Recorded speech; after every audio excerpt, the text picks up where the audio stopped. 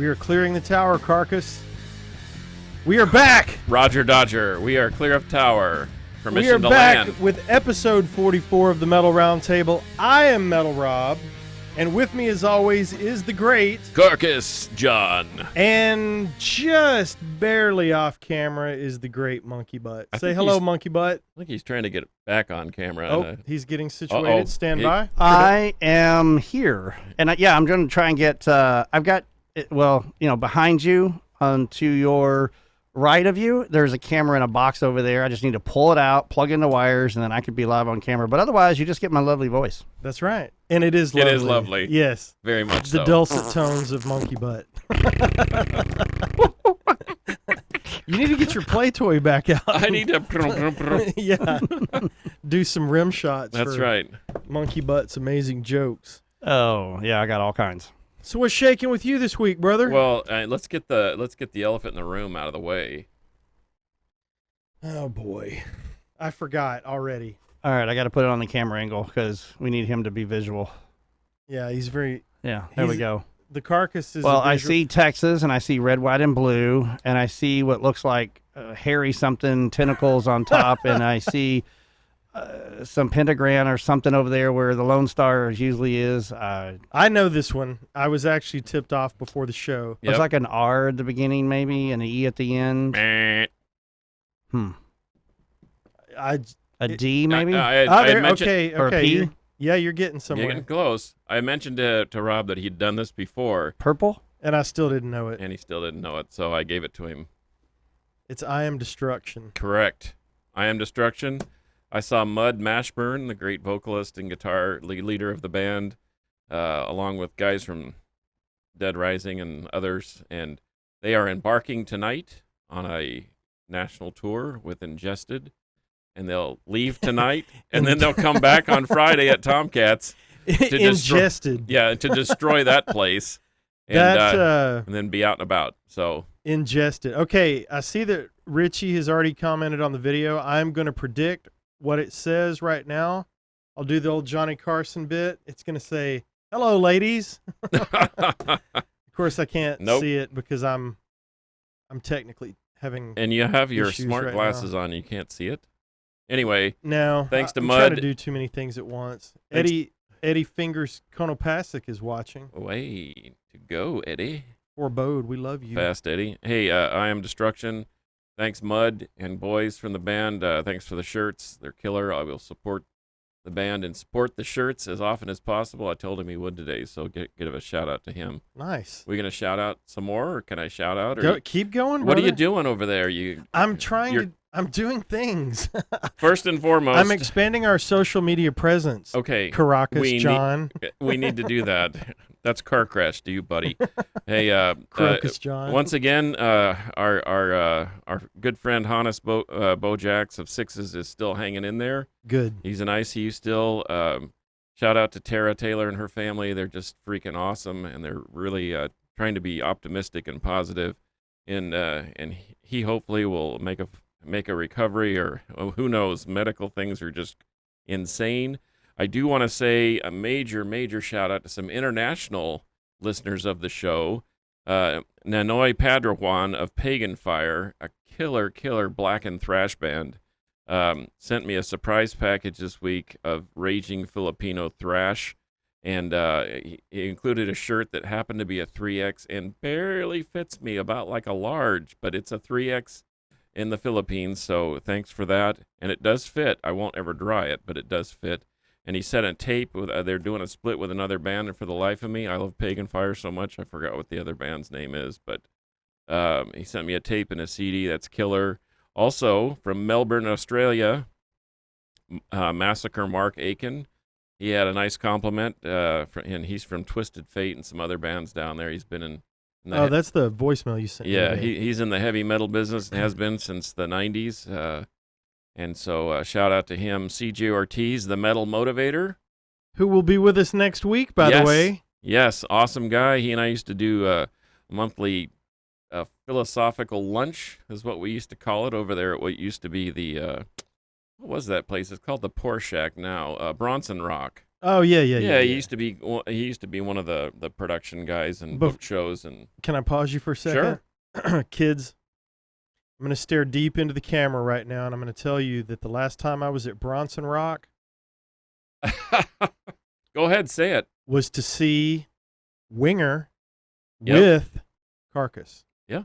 And you know what? And they were fantastic. I don't care what anybody says. They absolutely destroyed. They were shredded. awesome. They did. And Reb Beach is better than you on guitar. I guarantee it. That's the truth. Sorry to stop you down. No. Keep going. And I only have one more shout out to our new Twitter blast master, Brutal Brian Stevens. His Twitter handle is at SRBmetal70, the number 7 and 0, at SRBmetal70. And hit him up. You're probably gonna get a note from him to watch the show. So thanks, That's right, Brutal Brian, for that. And with that, I will turn some time over to you. If you're done doing something over there. No. I'm learning. Mel is watching. Yay, Mel. Spicoli's watching. Rider on the Storm, Mel. I love. That's Mel. right, Mr. Mojo to you. That's right, the Lizard King. I was just about to shout out Mel when his when he popped up on the screen there for just a second, saying that he had a nice little video reaction because we missed him last week. But we'll get him down here for Doors Talk or something, and he can show us his Texas International Pop Festival goodies. Dude, I can't wait. And I was at a record store this week and saw a box set. Yes, you did. It just happened to be of that. It only had one Grand Funk track. I was a little disappointed, and it was pretty pricey, so I left it. But it was interesting that it's out there, so I'm going to be on the hunt. Supposedly there are high quality bootlegs available of the Texas International Pop Fest. I need to gather those up for our guest from last week. That's right. So, hey, did you say that it was Spicoli that was listening? Yeah. Is that from Fast Times at Ridgemont High? Well, he only wishes he could order a pizza in science class. I'm sorry, I was just thinking I needed a doobie and some pizza. And not the same one, but yes. Oh, man, that's rad. Someone that we know calling themselves Spicoli is definitely by the channel, and for that we are eternally grateful, That's sir. so wrong. Is he going to have Van Halen for his birthday party? Nawabum episode soon, brother. All you got to do is just drop the date on me, buddy. Make time in your busy schedule. And by the way, they can call in or they can deliver pizza to us anytime they want. Yeah, come on up. Right on.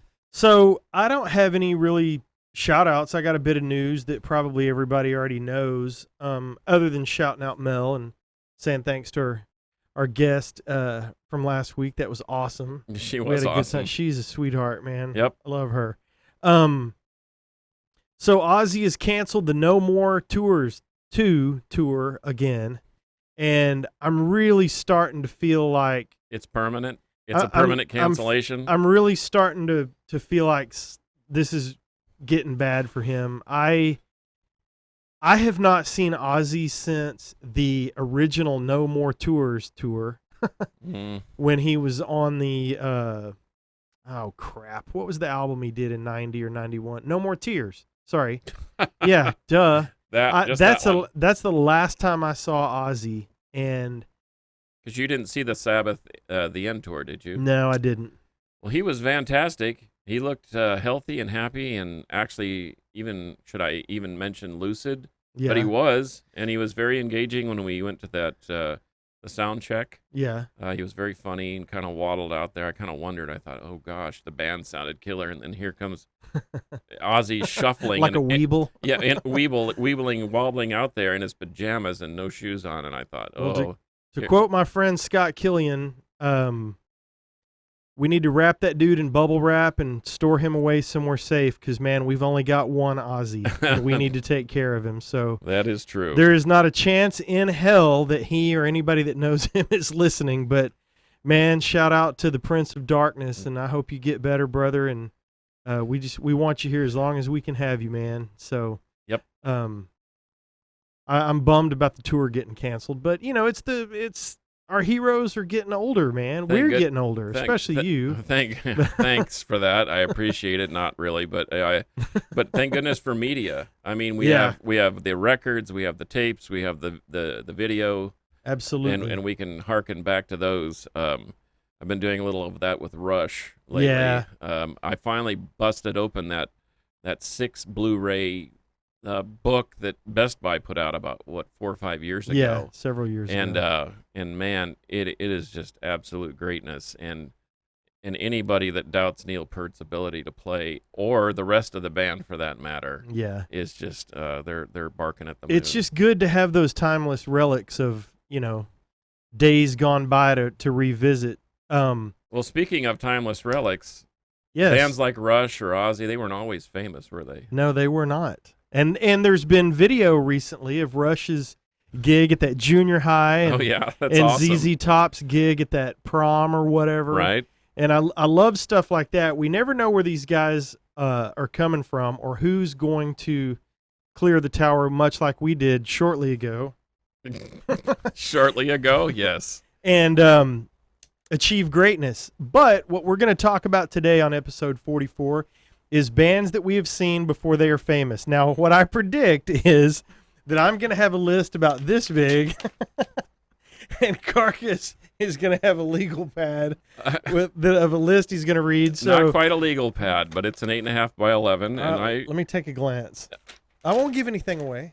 Oh, okay. Yeah, that's not bad. yeah, that's not a Yeah, bad that's list. not bad. So It's double spaced, and it's 14 picas, so it's nice. Can I say pica on the air? Can we say pica, monkey butt? Monkey butt is. Okay, He says good. yes. Yeah. Okay. It's Of the course you internet. can. We We're can say out of whatever, we're out of control we can here. say whatever so we want. So let me just give you the words of wisdom. Oh, Live without limits. Oh, live without. I like it. I I like got it. it. I see what he did there. there you go. It's the radio station All right. slogan. So we're going to talk about on episode 44 is bands that we saw before they were famous, and I'll just pop in somewhere. But yeah, hit us, man. Well, You see, and it kind of is one of these things, and I'm shocked and impressed that you're wearing a Napalm Death shirt. oh, thank because you. I personally think that they're one of the kings of music, because A, they of their longevity, and B, they're just fantastic. And that night that you bought that shirt, what did I tell you? I said Napalm Death is going to rip your head off, and if Oh nothing my else, gosh. and if nothing else, Barney will make you laugh. And what happened? Both things happened. And so, like as you mentioned before the show, they're a hard listen for some people, but to watch them live is absolutely incredible because of Yeah, Mr. Greenway's it's well, and unceasing banter. no, it is. I don't want to say it's a hard listen in that it's not good. It's fantastic. It's a harder listen for me because I'm typically listening to Kicks. Oh, well, okay. Tora. You know, I hear you. But seeing those dudes live, man, they're just impressive. But Well, then I guess I'm going to start. Yeah, hit us. I'm going to start with that side of the list because I have a list of before they were anything. But I did, to your point of hair metal. I was working in and out of. I was working in and out of California, traversing back and forth between semesters at school and trying to find my way. But and I got sort of coerced into going, and it was Ricky Rackman's Cat House. You're probably familiar with Ricky Mhm. Rackman if you saw the Headbangers Ball on Oh, yeah. MTV when it was actually M music yes, and not whatever it means now. But yeah, I actually saw them, and those means meh. those jerks were late, and because they were trying to get in the mode of playing, man. And that harkens fasting forward to the Astrodome show with Guns N' Roses and Metallica, Oh God, And- they did and- it a million and times. a 3-hour wait, and everyone's leaving, and then he gets mad because everyone's and wasn't heckling them. it Toronto where the fans tore the place up Yeah. because they were so late? Yeah. it's just- So anyway, I actually saw them, and I have to say I like Jet Boy better, and I don't like Jet Boy at all. But LA Guns was really impressive. But so anyway, that being said, and I used to travel quite a bit to California. I had friends out there and some music interests and so forth. So between Houston and Dallas and LA, man, and I was all over the map to see shows. I did see Van Halen in 1981 in Las Vegas at the Aladdin. I yeah. thought that was fun. I guess we can go really, really far back, and I sneaked down to Tulsa one time to see some band called the Sex Pistols. This was January of '78, Yeah. and who knew that I think that they were already a large band in Europe, but nobody knew who they were, and I think they played 6 or 8 shows. Even played one in San Antonio. They played one in Tennessee, of all places. So I think that counts. I think that counts. Okay. I don't know. Getting back to my Houston roots, I saw the Grind Crusher tour in '91, and I was so bummed that it wasn't the actual Grind Crusher tour because, well, I was excited because it was an Napalm Death Right. and Godflesh and Nocturnus from Florida, but it shouldn't have been confused with the UK version because they had Bolt Thrower, Carcass, and Morbid Angel included on the bill, and that would have been epic. Oh, and then I think Entombed was even on that one. Right on. But they were European. What say you? What do you? Well, first of all, I'm distracted slightly. I did hear everything you said, but I'm distracted lightly as I learn how to work computers, Mm-hmm. And Jim Tikiaki, I know that's not his real last name, I don't think, from Hitman is watching. Yeah. Cool. I met him at Metal Swap Meet. My sister-in-law is watching. Oh, Aaron Harris is watching. Killer logo hit, man. Yeah, man, this is great. Fantastic. Got a few people. Should I just chiming keep in. going, or should No, I? you're doing great. I want to jump on here. Okay. Mark sent us the dancing banana. Thank you so much. I was waiting to see if you're going to see all the love I was giving. I did. Thank you so much. The Those banana's comments got were worth 3 bananas. yeah, huh? the banana's got pom poms, and that's awesome. Well, the Sex Pistols, man, that to me is epic. I'm not a big punk guy, but that's just amazing. So I'll start out on the punk side of things. Okay. So my buddy who was in here a couple of weeks ago from Tsunami Bomb, they were playing down in Austin and at this place called the Cockeyed Parrot, and he said, hey, come on down and see us, and I went down there with a girl that was interested in him. I gave her a ride down, and we traveled down from here to see Tsunami Bomb. And he said, you'll dig it because there's some metal band playing in front of us that was Avenged Sevenfold, Oh, I guess they're sort of big now. So the funny thing is about that show, I didn't have a clue who Avenged Sevenfold was. No idea. So I'm sitting here at the Tsunami Bomb merch, and M Shadows is sitting here at the Avenged Sevenfold merch. They sold one T-shirt Wow. to this guy. That's amazing. I'm pretty sure I still have it. I couldn't find it before the show, but I've got it packed away somewhere. Because as much as I don't really, they're great. Yeah. And Great metal band. I don't really care for. I don't own anything by them, just because. But you can't deny that they're huge. Well, and they got up there, and what I realized was they were shredding Johnson guitars and just killing it.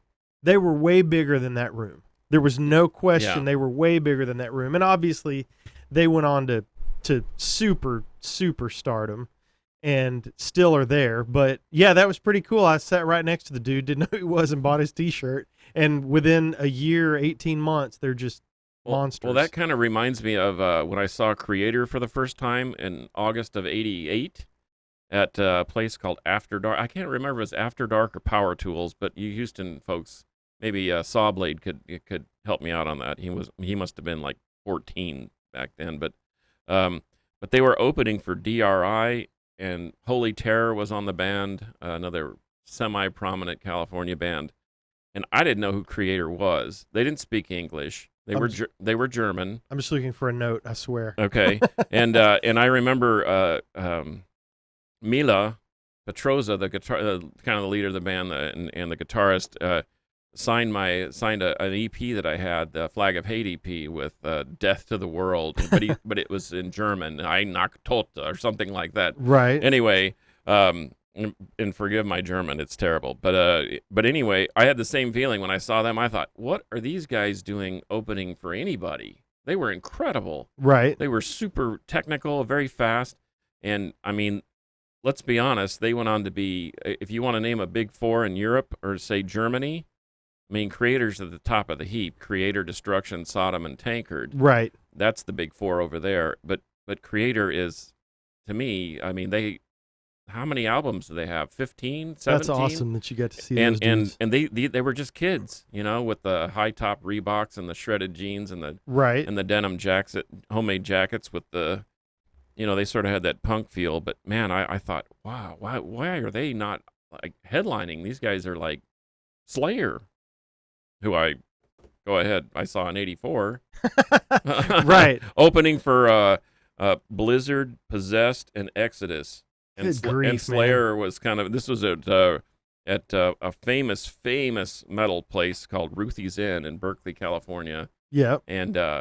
And man, you can name a band from the Bay Area, and they played Ruthie's Inn with some prominence. Death Angel, Testament, Violence, And everybody around here saw Pantera before they got big. And once again, I was grounded and did not see them with Terry.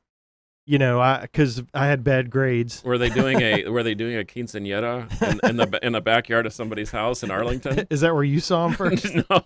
Oh.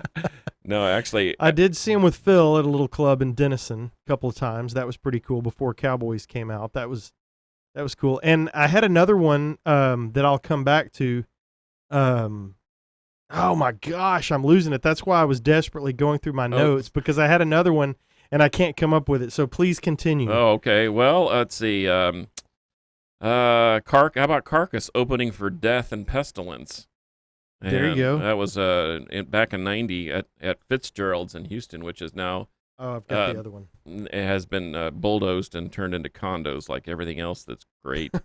Do you know who the Legacy is? Testament. Yes. I saw the Legacy with Hyrax and Exodus opening for Megadeth back in '84. Once again at Ruthie's Inn. And there's a whole bunch of I saw the Legacy, aka Testament, opening for Laws, Rocket, and Omen, for crying out loud, at the Stone in San Francisco. I mean, that's just ridiculous. I mean, yeah, these guys are massive. And that's all just legendary, just legend. I mean, you see that in documentaries. Yeah, Ruthie's Inn. Metallica talks about Ruthie's. Well, the Murder on the Front Row is a yeah. That's a great book, and if anybody can get their hands on it because they're limited, man, what a great piece of history that was. And I guess the fortunate thing is not only was I into metal, but I had the ability to pay to go to places like that. Right. I wasn't, a typical teenager or whatever. I was actually into my late 20s, going into the 30s when all that was going down. So it was really You're cool. old. Yeah, I am.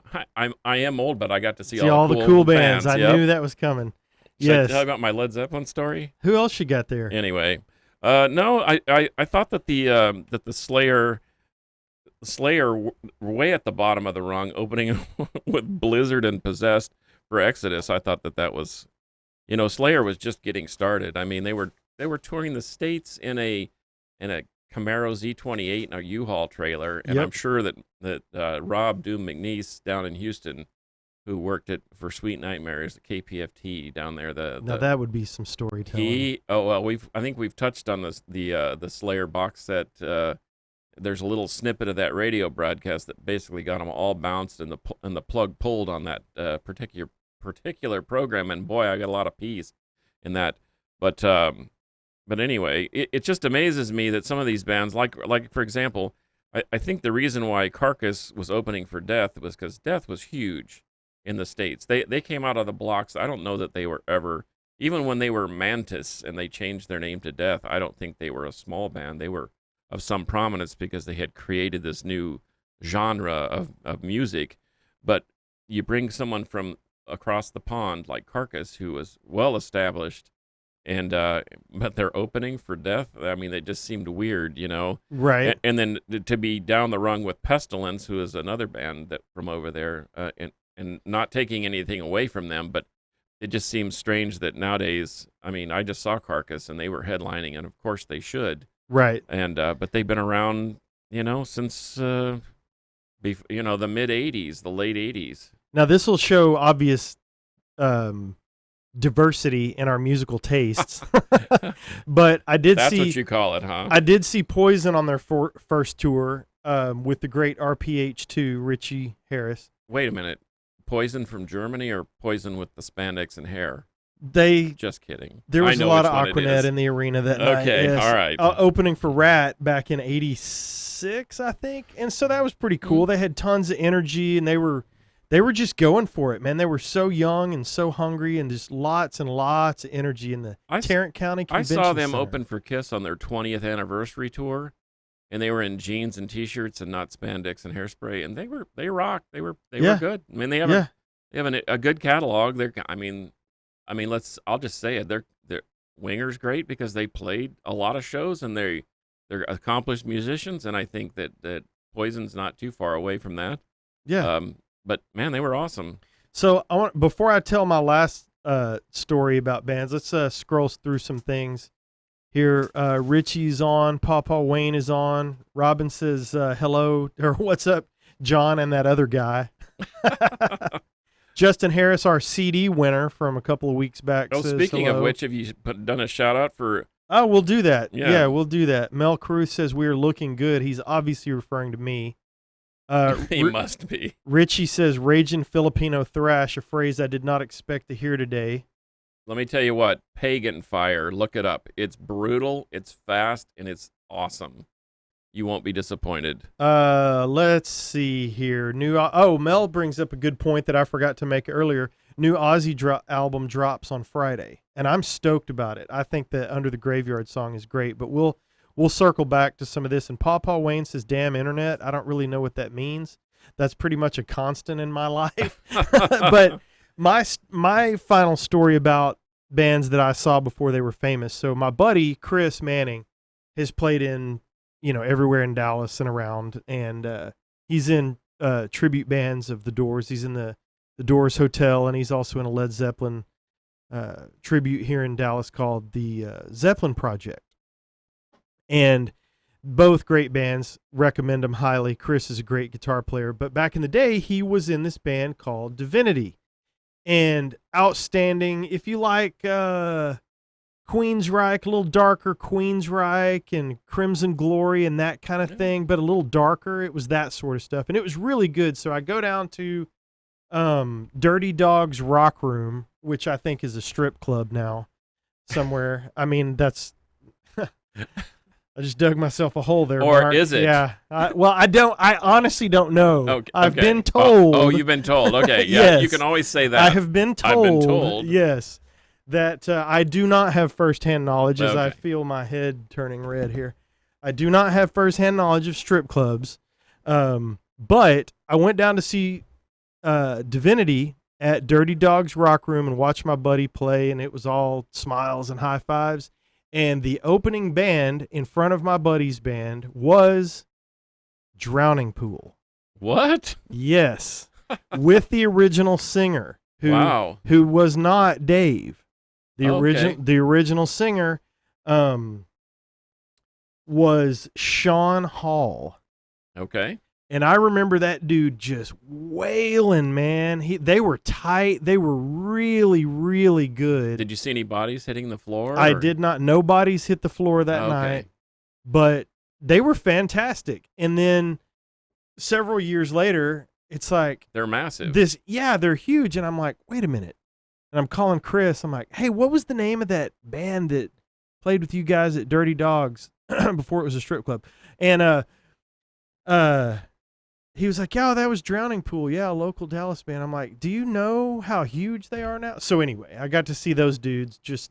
That's it. And there were 17 people milling around in that place. See, that's interesting because I did kind of the same thing, and I don't know if Rigor Mortis is like a huge band. I would say that they have world prominence, but I came up one weekend to see Watchtower and Gamacide. I'd heard about this Gamacide band and liked their stuff and heard one of their tapes and thought, I'm gonna go check them out. They're playing at the Greenville, whatever, and just so happens they're opening for some band called Rigor Mortis, and that was my introduction to Rigor Mortis. I'm like, holy cow! It was like a three-headed monster that night.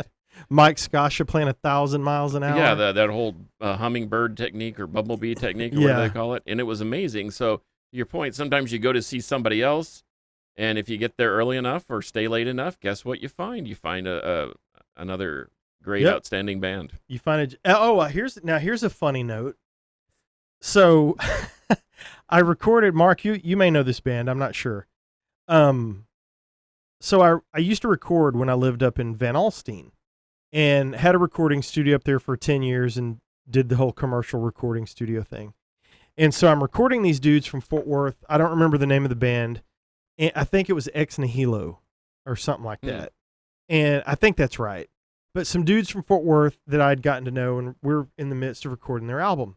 They're like, man, we're going to bring this girl over, but we can't really talk about it. We're going to bring her over and she's going to sing backup on some songs, but we can't, she's in this like artist development deal or something. And there's a management deal going or something.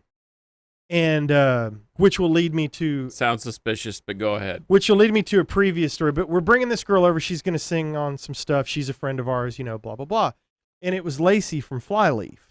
Oh, wow. So she sang in the back bathroom of my house on these dudes' album. Yeah. Wow. Yeah, because the reverb was good in there. Of course. Yeah, my son used to do the same thing. We had a little enclosed shower, and he used to hang the mic in there. And so...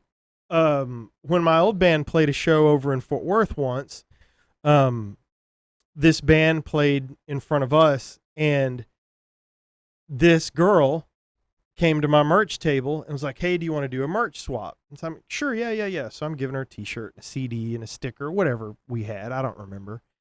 And she's giving me a button and a sticker and a CD or whatever.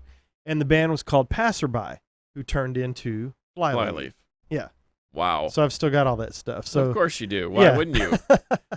So, yep, I've got the Passerby demo. But I remember when I did Bombworks Records way back in the day, when I very first was trying to get that up and running a long, long time ago, that girl is singing up there, and I'm thinking, I'm going to grab them. I'm going to get them on my label. And so I'm passing out business cards and just like, hey, hit me up. I'd like to get you on the label. I'd like to record you guys. Well, they did not need me. No. They'd already had something worked out. They had something worked out. So they were going to be well on their way, and they became Flyleaf and obviously went on to do way bigger and better things than my silly ass could have done for them. But hey, it doesn't hurt to try, right? Yes. So I'm sorry, were you... No. I didn't mean to cut you off, brother. You didn't cut me off. So Eddie brings up something. We're going to go off topic and kind of wrap up bands we saw before they were famous talk. But Eddie rolls out this thoughts on Primus playing Rush. Are you aware of what Primus is doing? Yeah. What do you think about that? I would rather hear Jason McMaster, Paul Gilbert, and Mike Portnoy, and as Cygnus and the Sea Monster. Right. I'd rather hear that, I think. But I mean, who's gonna stop them, right? Right. They're Primus for one thing. Well, I'm gonna check it out. It seems odd to me because I'm not a huge Primus guy. Obviously, they're phenomenally talented, and I know. See, I saw those dudes. Songs. Speaking of before they were famous, I think it's Tim Alexander and My Name Is Mud. That guy, Les Claypool, used to be in Blind Illusion, which is a straight up blistering thrash band from the Bay Area. Say hello to Varnum Ponville, by the way. Hey, Varnum. What's up, man? Watch out for that 5-0 around the corner. You'll know what I'm talking about. Thanks for joining me in the carcass. He's freaking awesome. The voice of Gamacide. Gotta love it. And he had an album that just dropped here recently, and he's the real Cauldron. Okay. We've talked about the Cauldron from Canada, but not as much as the real Cauldron, L.A. from Louisiana. Digging it. You're awesome, Varnum.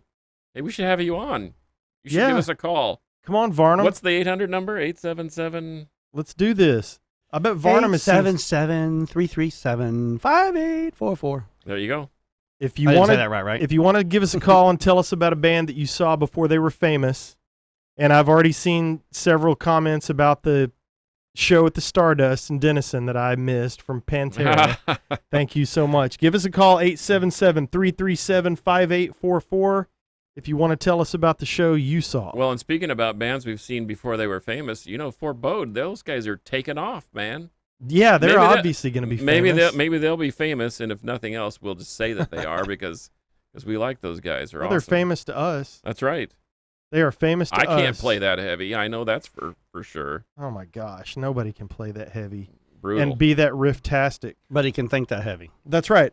Another thing that we've got that I keep forgetting to do at the front of the show is I have a Peacemaker Concrete and Terror CD for you. That Ronnie Monroe? That is Ronnie Monroe, former singer of Metal Church. And this is brought to us by Brutal Planet Records and my good buddy Matthew Hunt. I may or may not have mastered this album for Brutal Planet Records. But anyway, I have a copy, sent compliments of the label. And if you would like to have it, be the first person to message us or give us a call, 877-337-5844. Or do they have choices? Monkey Butt. Or yeah, I'll give you a choice. We got 3 things over here. Tango Down, Damage Control, or Stone Angel, Turning Point. That's right. So all courtesy of Brutal nobody Planet leaves Records. empty-handed from That's the right. Metal Round Table, and everybody has a choice. So hit us up with a message, and I'll try to find it, or give us a call, 877-337-5844, and the disc is yours. You know, you guys haven't even asked me what bands I saw before. Well, let's hear it, Chief. I mean, I got some really cool stuff. Not really, but. We'll be the judges of that. Well, my coolest one, I would have to go back, and I can't remember the name of the joint that we went, but I know it was on Loop 12, Northwest Highway in Dallas, and it was 2 years before Nirvana was big in doing their big production. So they were kind of semi-known and known, but not in the mainstream of doing an actual full-on concert. So there was that. And then Edie Brickell, before she became Edie Brickell. Okay. Yeah. Before Killer she Bees. lost herself among the Yeah, she 10,000 did. maniacs or We whatever. didn't say that out loud, did we? Killer Bees. No, that was New Bohemians. Oh, no, be Edie Brickell Yeah, was New Edie Brickell and the New Beans. Yeah, before that. And then my cousin Steve Warner, country singer. What? What? Yeah, you didn't Run, know that. whoa, We run have that, some run non- that. Wait a minute. Run that by me again. We have some non-disclosure here. I've Yeah, actually yeah, seen, yeah. I actually seen Steve Warner. Steve Warner. We have the same last name. Yeah, he's my on my father's side. A deep cousin, second cousin. Okay. So there's that. And then there's a few others out there. One you don't know yet, but you'll know in a couple of years, and that's Grace Tyler. She's been in the station here a couple of times. She's a kind of a up and coming Taylor Swift kind of girl. All Country right. singer, has morals. I didn't say that out loud, but Well, you know. yeah. Wow. Yeah. We have morals. Well, yeah, you have marbles. I mean, We have marbles. I think that's about it. There's probably a few others that I've met that have come in. And you know, what's funny is, not for a squirrel on a side note, but you know, I have people come in here sometimes that are famous. Mm-hmm. I don't know who the heck they are. Right. And the show will go on, and then you know they'll say like, yeah, so I'm sitting in here with 2-time Super Bowl champion wearing 2 rings, Brian blah blah blah, and I'll turn around and go, what? I'm sorry, guys, I don't know who you all are, but you know. Well, what we've learned about famous people, quote unquote famous people, is they're just like regular human beings. I They mean, poop, they Yeah, sleep yeah, and poop yeah, just yeah. like you. Yep. Well, I had a couple of funny run-ins one time with Mike that was here a couple weeks ago. So when they were playing Warped Tour, I went and sat on their bus and we were chit-chatting about whatever, you know.